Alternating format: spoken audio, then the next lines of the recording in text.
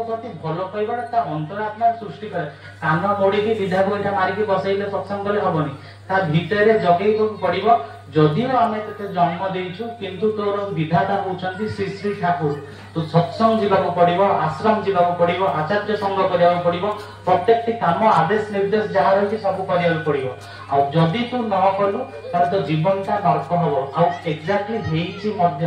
मु देखिछि आम माने जेतबेले कॉलेज रे पढु बहुत पिला अछंती आम मानकु पचारंती आम माने कोनसी आज्ञा माने गोटे एते बड़ साइंटिस्ट नो कि एते बड़ गोटे विज्ञान नुहे कि हमको कौन गोटे कहीदेले आमर जे सब जिन कहीदेले समाधान हो किंतु पिला माने कौन करती सांग मैंने आमको पचारती तू तो सत्संग जाऊचु तू कहलु मोर आज यही प्रोब्लेम टा हेची कौन करा जाई परिबो एमती बहुत थर बहुत जिन पचारती कहीं पचारती कारण से माने जानी चंती कि आम मानकर जे चलणीटा एकदम माने गोटे डिसिप्लिन वे हुए से आम मान को पचारती आउ जदि पिलाटा आज मातृभक्ति एते भाव में सत्संग करुची 60तम जन्म दिवस पालन करुची तार पछदपटरे मां निश्चित तांको सेही दिगरे प्रेरणा करिया पई बाध्य करैथिबे बा मु जोटा कहली श्री श्री ठाकुर प्रति भल पाइबा तांको मन सृष्टि करिथिबे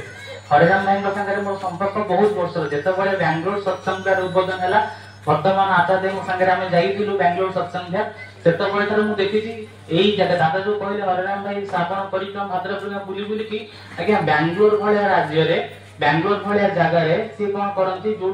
केवल इंग्लिश ही बुझा पड़े आर कन्नड़ भाषा बुझा पड़े ओडिया हिंदी से चलेनी से जगह हरिराम भाई जाइए बहुत जगह दीक्षा कर दादा मान लेकिन मंदिर उद्बोधन काम बहुत सहयोग कर माँ बापा प्रेरणा प्रेरणाटा साधारणतः माँ बापा माने समस्त पिला दवा कथा मु मो निजर अनुभूति कथा कहूँ जितेबाला आम जाऊ सत्संग को सब मत बापा गत मसरे आम सेप्टेम्बर 1 आ 2 जिते देवघर जाइली से माँ मोर भौणी पारादीप रोते बापा गत वर्ष ब्रेन स्ट्रोक हो जाता है बाबा सुस्थ हो गले